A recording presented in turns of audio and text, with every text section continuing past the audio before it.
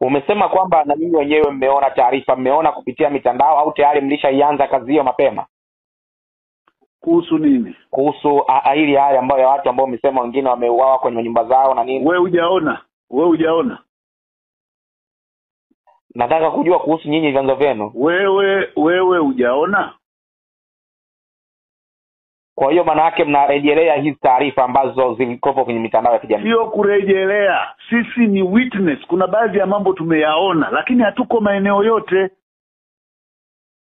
Tumedokumenti yale tuliyoyaona kwa macho. Kuna mengine hatuko maeneo yote. Kwa hiyo tunahitaji haki za Watanzania hawa sehemu zote ziwakilishwe kikamilifu.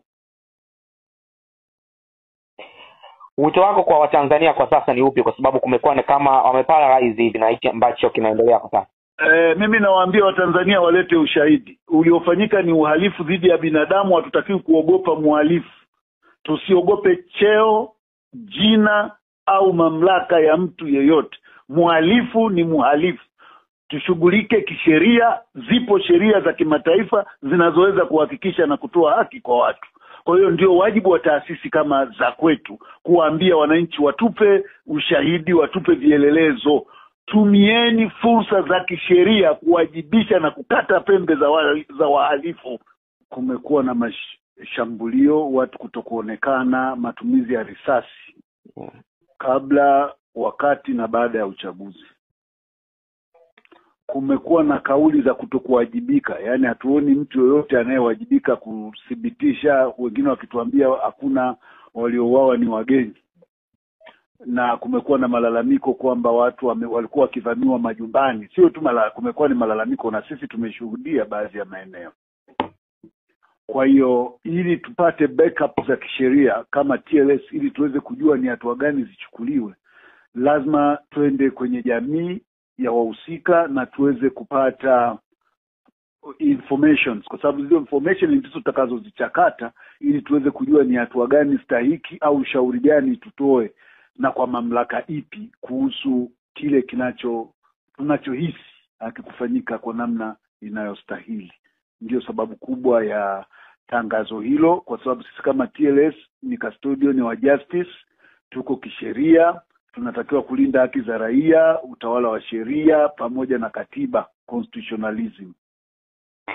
Kwa mantikio ni kama mna mashaka na taarifa za mamlaka husika ambazo zimetolewa nyinyi kama TLS, kwa sababu unazungumzia kuhusu ripoti ya kiusalama ya jeshi la polisi kwamba kuna watu ambao wamehusika kufanya maandamano ambao sio raia, na wao wanaonekana ni kama Sikiliza kaka.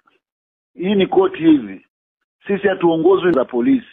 Sisi tuna taaluma na sisi tuna namna yetu ya kupata maelezo. Kama wao polisi wana maelezo yao wayaandae, sisi tutakuja na maelezo yetu. Kwa hiyo sisi hapa hatuko kupingana na polisi wala kujibu polisi. Kwa hiyo kikubwa sisi tunachosema ni kwamba hatuko hapa kufanya maigizo. Wananchi maisha yamepotea. Kwa hiyo sisi hatuwezi kusikiliza lolote kutoka polisi. Tutachunguza kwa namna zetu, mipaka yetu na utaratibu wetu wa kisheria ili kujua ukweli ni upi. Lakini sisi hatufungwi wala kufuata utaratibu za polisi, kwa sababu sisi tuna uwezo wa kuchunguza, kutafuta ukweli na kufungua mashtaka mahakamani. Tunao huo uwezo. Kwa hiyo kwa mantikio maana yake tamati yake ya uchunguzi wenu mnakusudia kufungua mashtaka mahakamani, na kama mtafungua ni dhidi ya nani? Sio kufungua mashtaka mahakamani, kuchukua hatua stahiki, lakini makosa yote yaliyofanya yana viashiria vyote vya kimbari. Sio makosa yanayoweza kusikilizwa na mahakama za ndani.